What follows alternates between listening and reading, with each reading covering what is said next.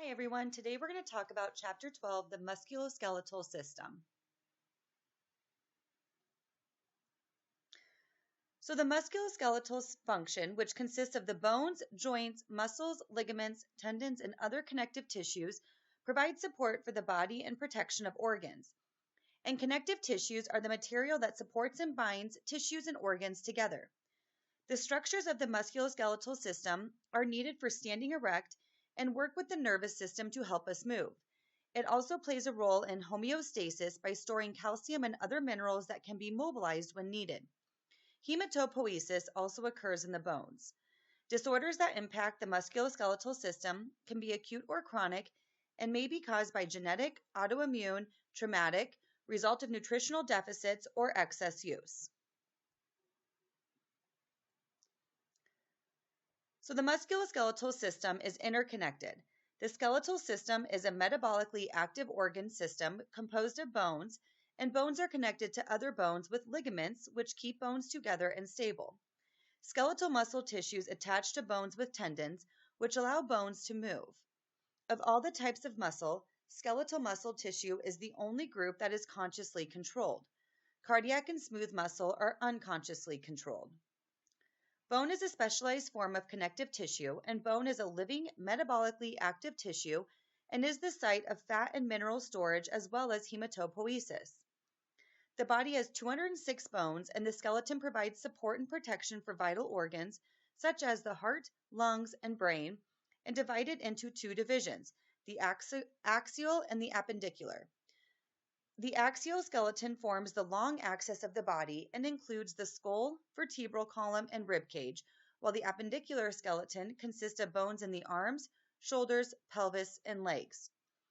There are 5 types of bones: long, short, flat, irregular, and sesamoid. Long bones include the longest bones of the body, such as the femur, humerus, and tibia, but also some of the smallest, such as the metacarpals, metatarsals, and phalanges. Short bones are as wide as they are short, and their primary function is to provide support and stability with little movement. Examples of short bones include carpals and tarsals. Flat bones are strong, level plates of bone that protect the body's vital organs and serve as a base for muscular attachment. Examples include the scapula, sternum, skull, pelvis, and ribs. Irregular bones include bones that don't fall into the other categories due to the non-uniform shape and include the mandible, vertebrae, and sacrum. Lastly, sesamoid bones are usually short or irregular bones embedded in a tendon where it passes over a joint and serves to protect the tendon. An example is the patella. A layer of connective tissue called the periosteum covers the compact bone surface and serves as the site of muscle attachment via tendons. The other surface of the periosteum contains cells or osteoblasts that aid in remodeling and repair and is richly supplied with blood vessels that enter the bone at numerous sites. These vessels travel through small tubes in the compact bone and flow through the spongy bone, providing nutrients and oxygen while removing waste products. Inside the shaft of long bones is a large cavity for bone marrow, and the marrow cavities in most bones of a fetus or newborn contain red marrow, which serves as the site for hematopoiesis. As we age, this red marrow is slowly replaced by fat, creating yellow marrow. At this point, hematopoiesis continues in the vertebrae, pelvis, and few other sites. The yellow marrow can be reactivated to produce blood cells under certain circumstances, such as after an injury.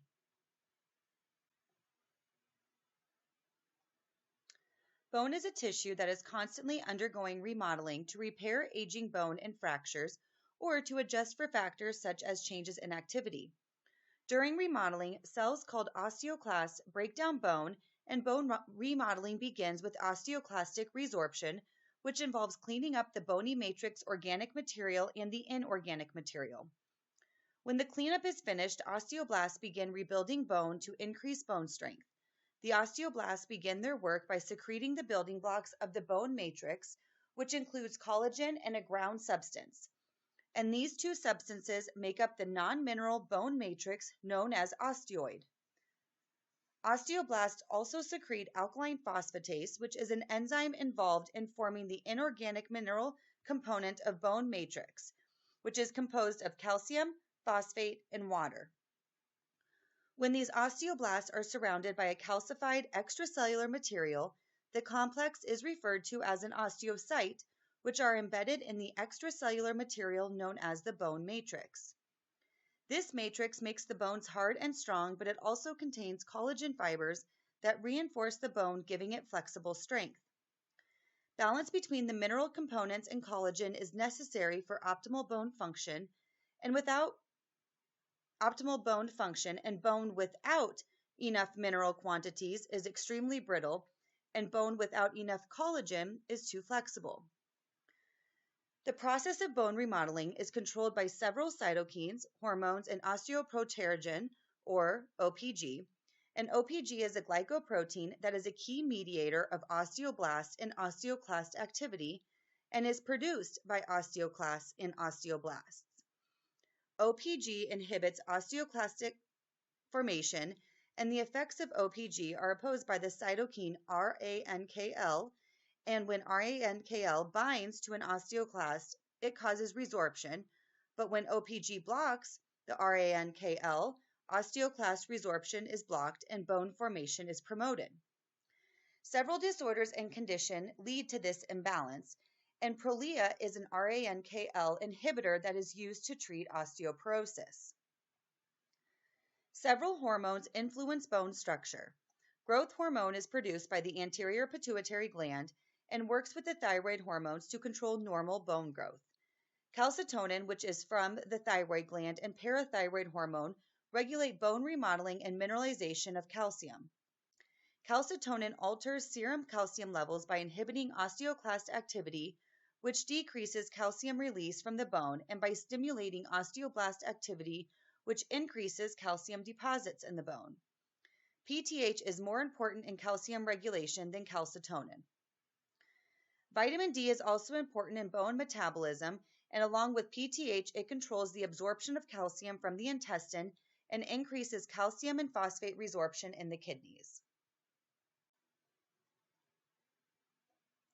Cartilage is a connective tissue that is tough and flexible, and there are 3 different types found throughout the body. The composition of cartilage is similar to bones, except it lacks calcification and does not have blood vessels or nerves, but the gel substance of the matrix and cartilage allows for exchanges, usually through diffusion between cartilage cells known as chondrocytes. Hyaline cartilage is the weakest of the 3 types and is found on the weight-bearing joints, such as those of long bones and the sternum and ribs. Elastic cartilage is made of elastin, which allows for flexibility and found in places such as the auricle. Fibrous cartilage is the strongest and consists of a significant amount of cartilage intermixed with hyaline cartilage and is tough and movement is limited. And this is found in the symphysis pubis and the intervertebral joints. Various changes in cartilage occur with aging, including a loss of water content. Joints are classified based on their degree of movement. If they are movable, slightly movable, or immovable. The most common type of joint is the freely movable or synovial joint, which contains articular cartilage that is lubricated by a transparent viscous fluid secreted by the synovial membrane. The lubricated cartilage has hyaluronic acid, which reduces friction by providing a slippery surface that enables bone to move freely.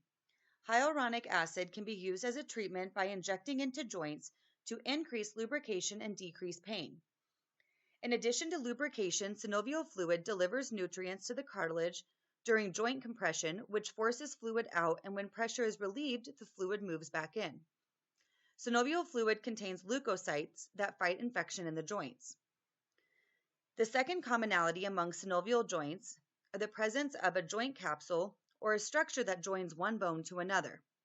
An abundance of blood vessels, nerves, and lymphatic vessels surround the joint capsule, and many of these joints contain parallel bundles of dense connective tissue called ligaments. Ligaments connect bones to bones in a joint and provide support to the joint.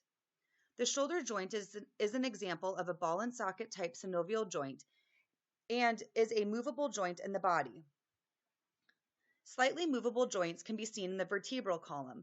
An intervertebral disc unites the components of each vertebrae, and the inner portion of this disc serves as a gel-like cushion absorbing the impact of walking and running, and the outer portion holds the disc in place and joins one vertebra to the next. The skull is an example of an immovable joint, and the bones of the skull interlock to form immovable joints called sutures. Sutures and fontanelles in the skull of an infant are not fused, allowing for movement during birth and for expansion as the brain and the child grow. The posterior fontanelle typically closes around age 2 months, and the anterior fontanelle closes by age 2 years. Another immovable joint is the pubic symphysis, where the two pubic bones come together and are held in position by fibrocartilage. The pelvic girdle is a site of profound changes during pregnancy, and these changes include a widening of the symphysis pubis and sacroiliac joints. The pelvis will also tilt forward.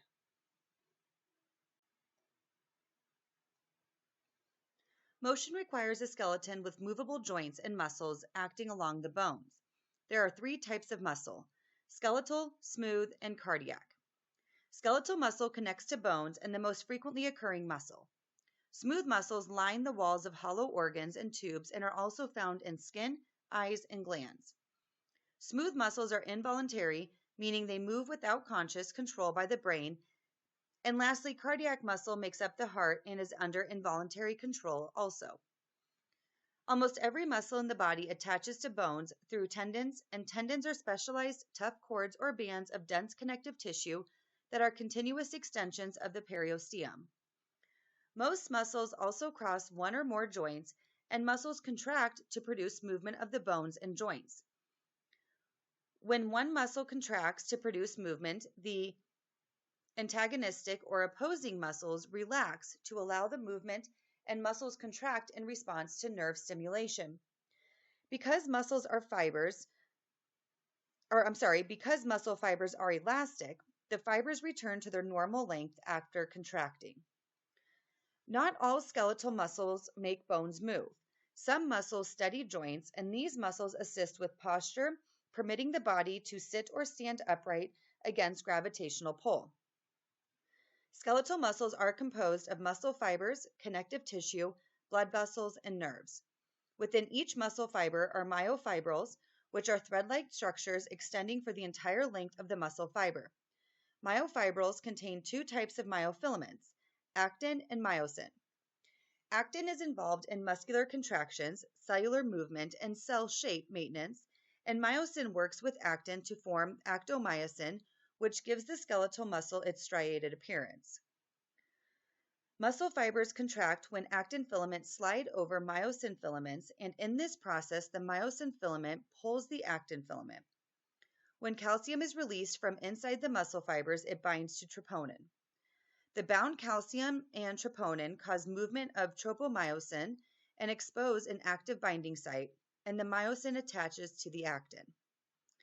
Calcium is stored in the smooth endoplasmic reticulum, which forms an extensive network inside muscle fibers. Impulses from nerve cells at the neuromuscular junction result in the release of neurotransmitters such as acetylcholine, with subsequent depolarization and release of calcium. Once the calcium causes the head of the myosin to attach to the actin filament, ATP in the muscle provides the energy to pull the actin filament inward. Relaxation occurs when there is no longer a signal or no more ATP. Calcium is pumped back into the sacroplasmic reticulum, and tropomyosin covers the actin binding sites. To meet the muscle cell's high energy need, ATP is recycled repeatedly in rapid succession. During vigorous activity, ATP stores become depleted, oxygen levels drop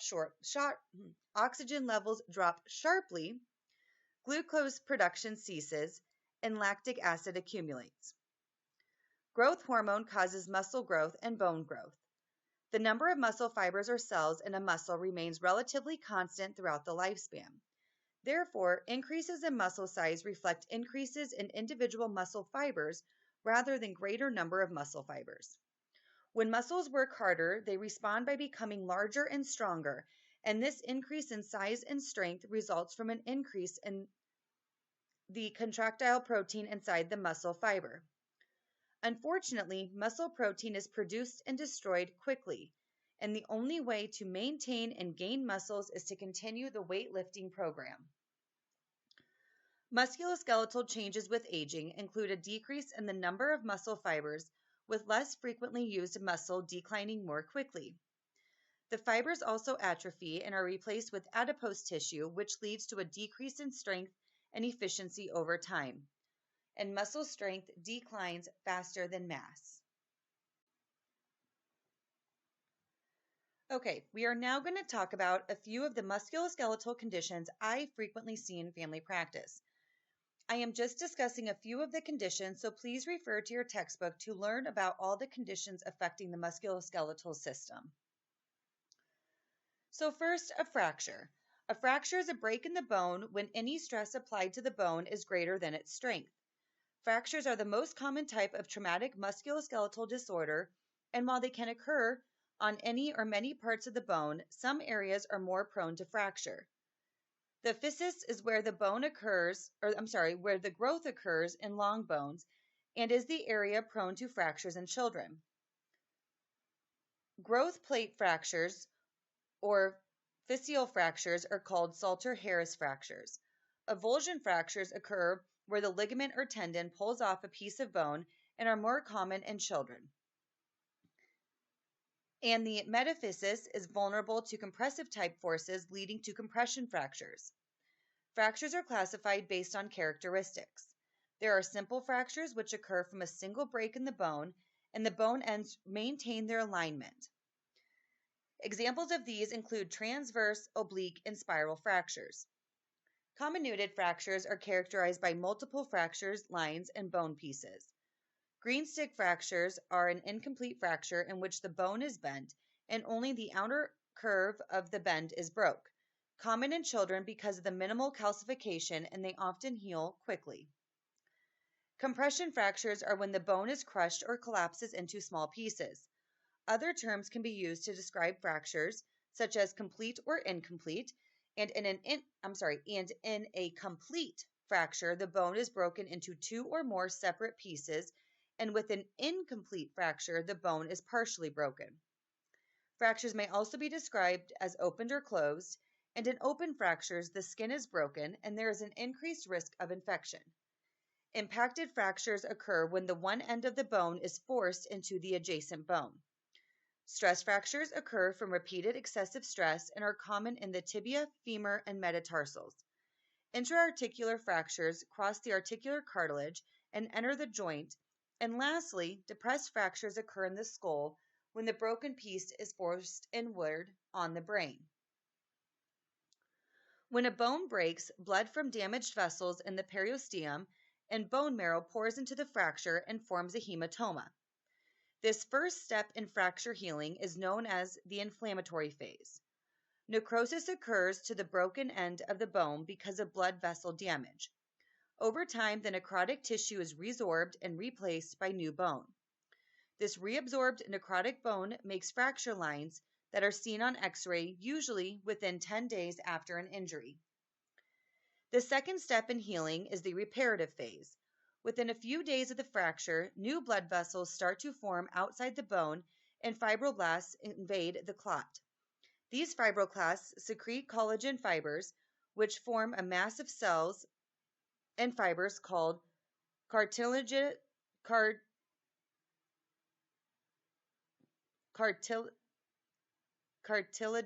callus, which takes about 2 to 6 weeks to form.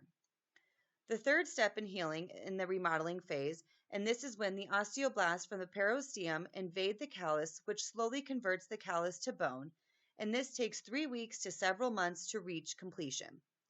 Healing time is dependent on age, nutritional status, blood supply, fracture type, and location. This remodeling process leaves little to no evidence that the fracture occurred and may take as long as a year.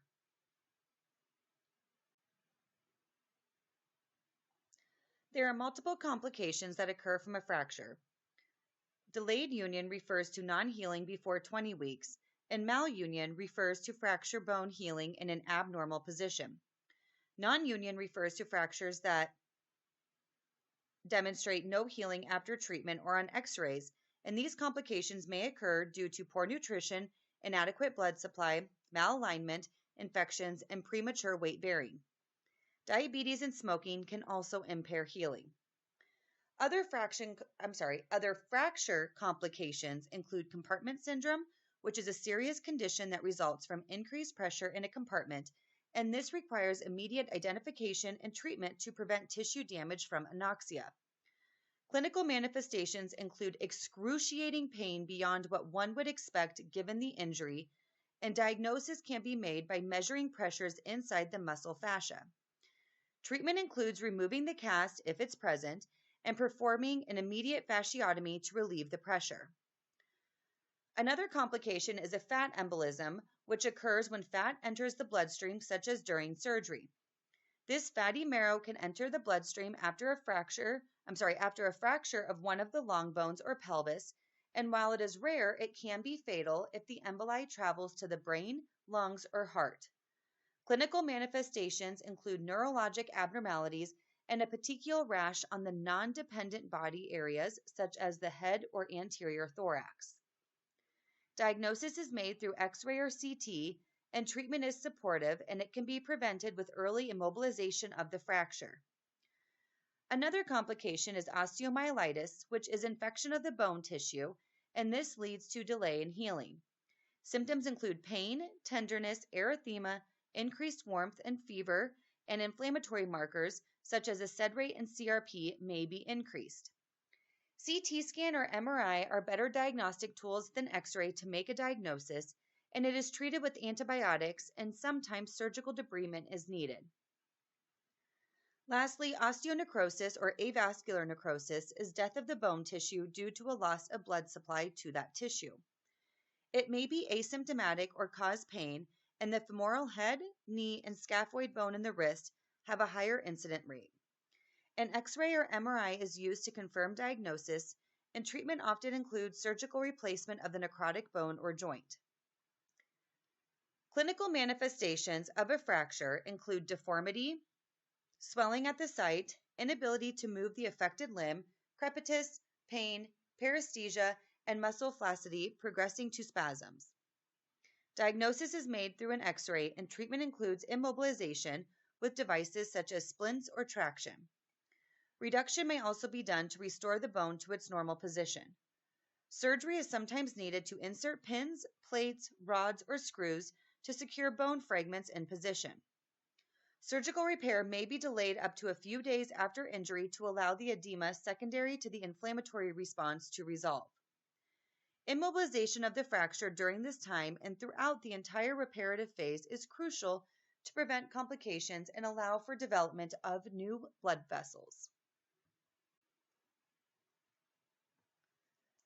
A sprain is an injury to a ligament that often involves stretching or tearing of the ligament, and sprains are caused when the joint is forced to move in an unnatural position. Sprains are uncommon in children whose growth plates are still open and in adults with frail bones. Severity of the sprain is described by using a grading scale. See Table 12-2 and Figure 12-24 in your textbook. Ankle, knee, and wrist sprains happen most often and result in edema and pain at the site. Additionally, blood vessels may be damaged, leading to bleeding and bruising that occurs immediately or within 48 hours of the injury. Bleeding into the joint capsule can delay healing. Sprained ligaments swell rapidly and are painful, and the degree of pain typically reflects the severity of the injury. Other signs and symptoms may include joint stiffness, limited function, disability, difficulty bearing weight, and discoloration. Diagnosis involves a physical exam and comparing of the injured extremity to the uninjured extremity, and the stability of the joint is evaluated using manual stress maneuvers that are unique to each joint. An X-ray is indicated only if a fracture is suspected, and an MRI is a good test to evaluate for soft tissue injuries and can be performed with severe injuries. Surgery is sometimes needed for ligament tears. Most sprains, though, can be managed at home using the acronym RICE: rest, ice, compression, immobilization, and elevation. NSAIDs should be used to help with pain and reduce inflammation. Keep pressure off the uninjured area until the pain subsides, which may be 7 to 10 days for a mild sprain or up to 3 to 5 weeks for severe sprains. Rehabilitate the injured area to regain joint motion and strength beginning within 1 week of the injury. A strain, on the other hand, is an injury to a muscle, tendon, or the muscular tendon junction that often involves stretching or tearing of the muscle or tendon. Tendinitis is usually the term used to describe acute tendon inflammation, and tendinopathy is used to describe persistent or chronic localized tendon pain with loss of function. Tendinitis and strains may occur suddenly or develop over time, and a strain is often referred to as a pulled muscle, which results from an awkward muscle movement or excess force that can be caused by an accident, improper use of a muscle or tendon, or of overuse of a muscle or tendon. Excessive physical therapy, improper stretching prior to activity, and poor flexibility can contribute to this injury. Collagen changes in aging cause a decrease in elasticity, making older adults vulnerable to strains. The low back is the most common site for strains, and strains often occur at the muscle-tendon connection in a muscle that is attached to two joints, such as the hamstring or the quadricep. The severity of a muscle strain is described using a grading scale similar to that used for sprains, except the range is from 1 to 4. Strains and tendinitis follow the same pathogenesis pathway as sprains, and tendon injuries, like muscle injuries, are more likely with aging. Clinical manifestations of an acute muscle or tendon strain include pain, stiffness, difficulty moving the affected muscle, skin discoloration or bruising, and edema. Diagnosis includes a physical exam, MRIs, and ultrasound. X-ray should be done if bone involvement is suspected, and treatment is similar to sprains. Tendon tears may require surgery, but most other treatment options can be managed by the patient, which includes application of ice for 3 days, and then using ice or heat may be helpful. Rest, elevation, avoiding the use of the muscle until the pain subsides, and then advanced activity as tolerated. NSAIDs can be used along with muscle relaxers and rehabilitation. Chronic tendinopathy can be difficult to treat and may take months of treatment and rehabilitation. Low back pain is incredibly common and most cases are caused by muscle strains, and this pain is self-limiting and resolves after a few weeks. However, low back pain can become chronic and is the leading cause of disability in the United States. Causes of low back pain can be classified as mechanical or non-mechanical. Mechanical pain refers to pain caused by stress and strain on the spine, intervertebral discs, muscles, tendons, ligaments, and other surrounding tissue. Non-mechanical pain is caused by neoplastic disorders, infections of the spine, or chronic inflammatory disorders. Examples of neoplastic disorders include multiple myeloma, metastatic cancer, and spine cord tumors. Examples of infections include epidural abscess and osteomyelitis, and chronic inflammatory disorders include psoriasis and ankylosing spondylitis. Women have a higher incidence of low back pain, and other risk factors include smoking, obesity, advancing age, anxiety, and depression. Intervertebral disc issues occur due to improper body mechanics, lifting heavy objects, repetitive use, or trauma, and the intervertebral discs normally begin to degenerate with aging due to wear and tear, and when low back pain occurs due to this reason, it is called degenerative disc disease. This is when the matrix of the disc loses water, the disc height diminishes, and the bones get closer together. Degeneration can occur anywhere along the spine, and on an X-ray it is seen as narrowing of the disc space, and the narrowing term is called spondylosis. Degenerative discs are susceptible to herniation. A herniated intervertebral disc is when the inner component of the intervertebral disc protrudes through the outer covering. See figure 12-28. This condition may also be referred to as a slip disc, ruptured disc, or herniated nucleus pulposus. The tear that is seen can occur gradually or suddenly, and the disc can also bulge rather than herniate or rupture. Herniated discs and bulging discs may be considered either an orthopedic or neurologic problem because the protrusion can exert pressure on the spinal cord or nerve roots, interfering with nerve conduction. Sensory, motor, or autonomic function may be impaired depending on the location of injury. If pressure on nerve, tissue, or blood supply is prolonged or severe, permanent neurologic damage may occur. A thin portion of the vertebrae known as the pars interarticularis connects the upper and lower facet joints. This pars interarticularis can be weak, especially in the L5 vertebra, making this area vulnerable to stress fractures. A pars interarticularis fracture can be seen on X-rays and MRIs and is called spondylolysis. And this is a type of stress fracture that can occur at any age, but is more common in younger people who participate in sports that involve spinal hyperextension, such as gymnastics. The fracture causes instability and can cause the vertebral body to shift forward, which is seen on imaging and is termed spondylolisthesis. And the most common location is the L4-L5 and the L5-S1 region of the spine. It can cause compression of the nerves exiting the spinal column.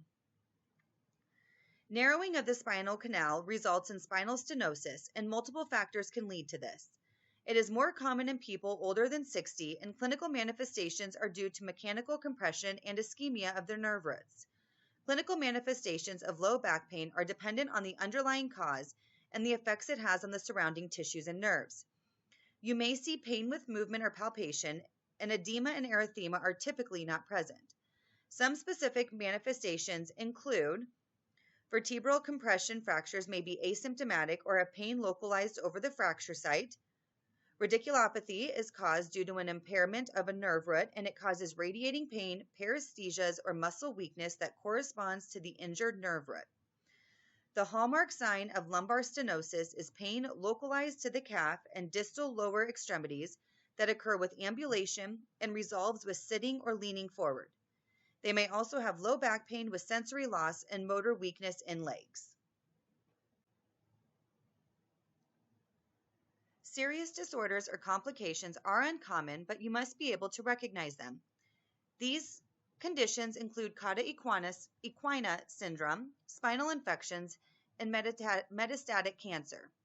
Cauda equina syndrome refers to compression of the lumbar and sacral nerve roots and is most commonly caused by ruptured or herniated intervertebral discs. Clinical manifestations include low back pain that radiates to one or both legs, motor weakness, and sensory loss or weakness. Bowel and bladder dysfunction can include loss of control, and rectal numbness, also known as saddle anesthesia, may be present. Metastatic cancer often spreads to the spine and should be suspected in those with history of cancer, or low back pain may also be the initial symptom of metastasized cancer. Low back pain caused by cancer may appear suddenly and can be severe, and a pathologic fracture may be present. Low back pain due to infection can be nonspecific, and symptoms of infection, including fever and malaise, may occur. Diagnosis of low back pain includes obtaining a history and completion of a physical exam along with a neurologic assessment. X-ray, CT, MRI, and nerve conduction studies may be performed. A common simple physical exam is the straight leg raise, which is used to identify the potential disc pathology or nerve root irritation. This is done by having the examiner raise the patient's leg by flexing the hip with the knee in extension. This test is considered positive when the patient experiences pain at less than 45 degrees elevation, and the pain is felt along the lower limb in the distribution of the lower radicular nerve pain. Treatment is similar to a muscle strain. NSAIDs, muscle relaxants, physical therapy, heat and cold application, and traction are used. Teaching should include proper body mechanics, and most people will recover with such treatment and return to their normal functioning, but some people will need injection or surgery. Weight loss is also beneficial in those who are overweight. Osteoporosis is characterized by progressive loss of bone strength due to a low bone mass and low bone quality, leading to increased risk of fractures. and osteoporosis is more common in women.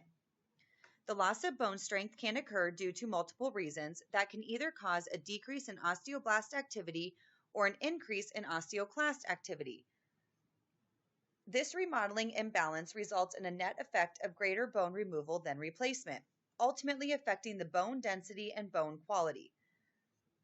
The main factors contributing to osteoporosis include aging and a deficiency of estrogen, usually the result of menopause. However, neither of these two factors alone is sufficient for development of osteoporosis, as many adults maintain relatively strong bones. Reactive oxygen species increase during aging, and this contributes to the development of degenerative disorders, including osteoporosis. Reactive oxygen species are normal byproducts of aerobic metabolism, and their accumulation leads to oxidative stress, which causes osteoblast apoptosis and results in decreased bone formation.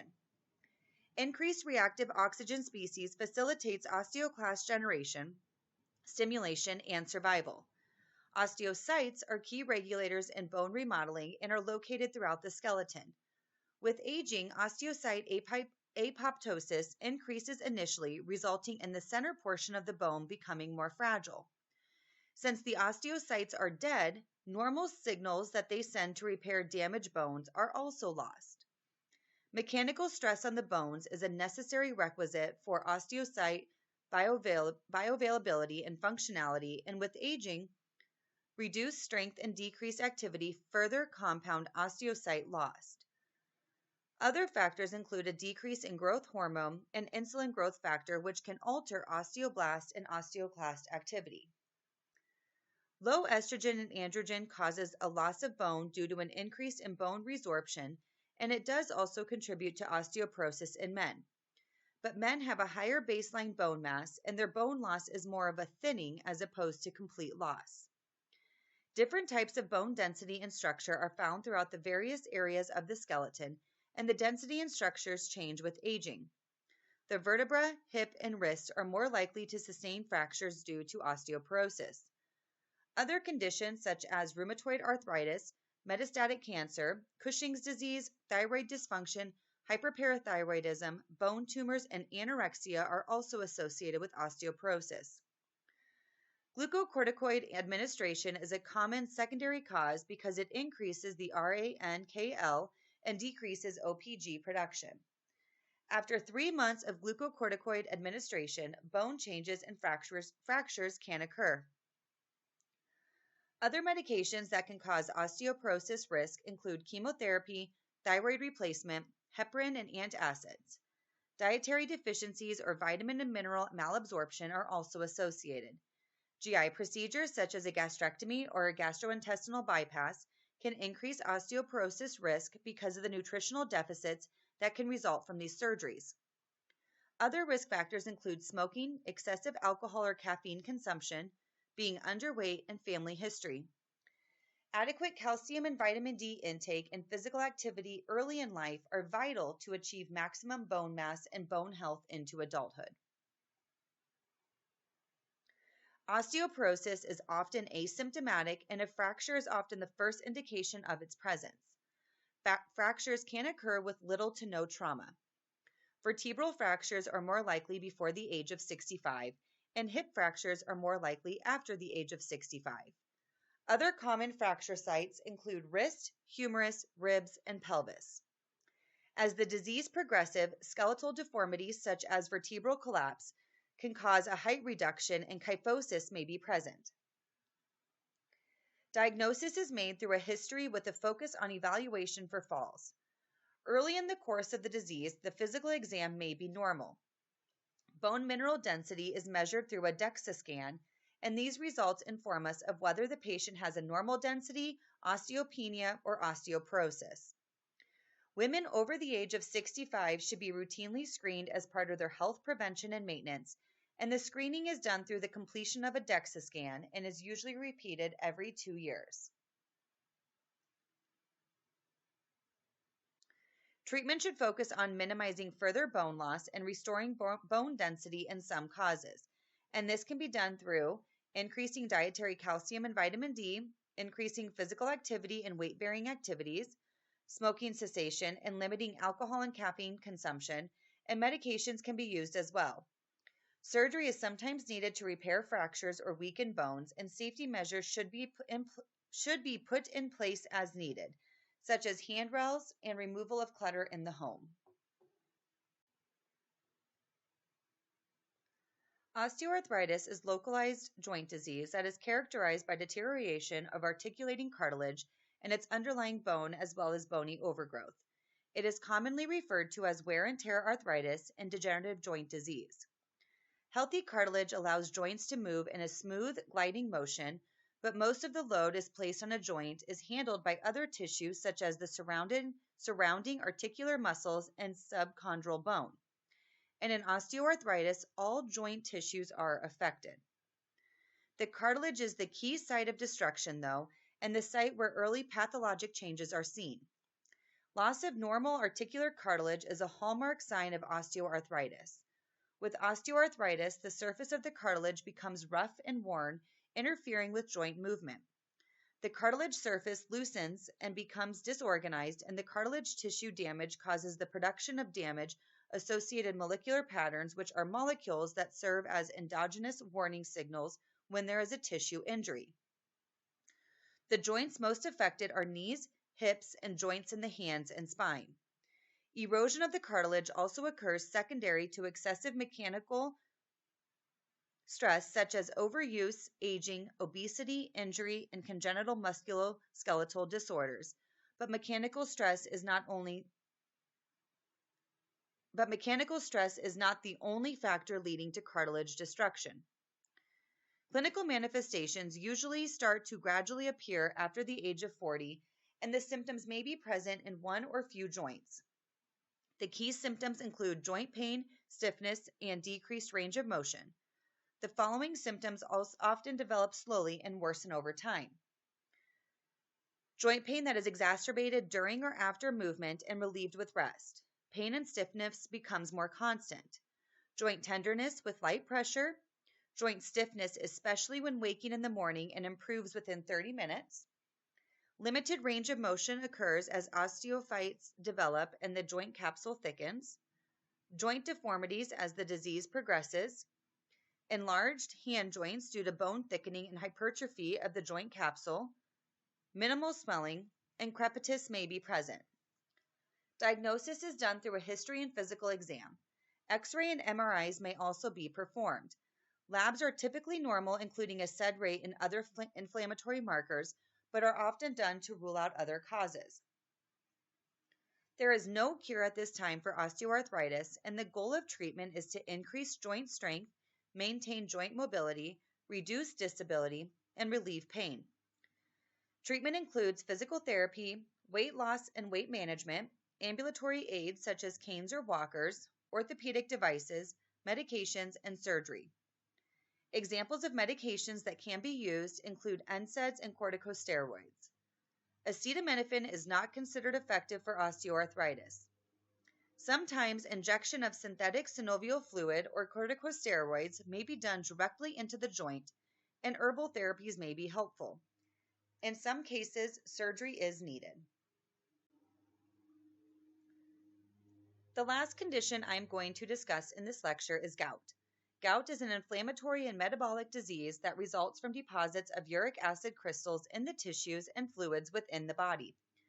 The body produces uric acid when it breaks down purines, which can be naturally occurring substance found in our body, but can also be found in foods such as red meats, asparagus, and mushrooms. Normally, uric acid dissolves in the blood and is excreted by the kidney, but gout results from an overproduction of uric acid or underexcretion of uric acid by the kidneys or GI system, or a combination of both. Gout is considered the most common type of inflammatory arthritis, and factors that lead to its development include being overweight or obese, consuming alcohol, having certain medical conditions such as diabetes, hypertension, or renal disease, using certain medications such as loop diuretics, and following a diet high in seafood and red meat. Gout is more common with age and typically occurs in 4 stages. Stage 1, or initially, the individual with gout is asymptomatic, though their uric acid levels are climbing in the bloodstream and uric acid crystals are being deposited in the tissues. In the second stage, the damage or release of the crystal deposit triggers an acute inflammation that characterizes the second gout phase, referred to as an acute flare or attack. Neutrophils, monocytes, macrophages, and lymphocytes infiltrate the synovial fluid during this acute inflammatory gout phase, and it is distinguished by pain, burning, redness, swelling, and warmth at the affected joint lasting days to weeks. The pain may be mild or excruciating, and most initial attacks occur in the lower extremities. After the acute attack subsides, the person may enter the intercritical periods in which the disease remains inactive until the next flare. They continue to have high levels of uric acid, which leads to continued deposits of uric acid crystals in tissues, causing damage and bony erosions that can evolve to chronic gouty arthropathy.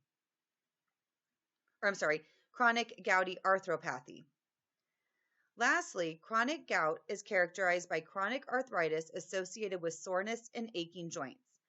People may also develop tophi, which is a large, hard nodule composed of uric acid crystals and surrounded by granulomatous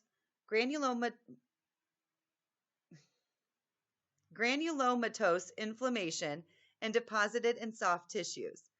Tophi causes chronic inflammation and found in joints, bone, cartilage, tendons, and skin, and uncommonly on organs. Clinical manifestations of gout vary based on the phase the person is experiencing.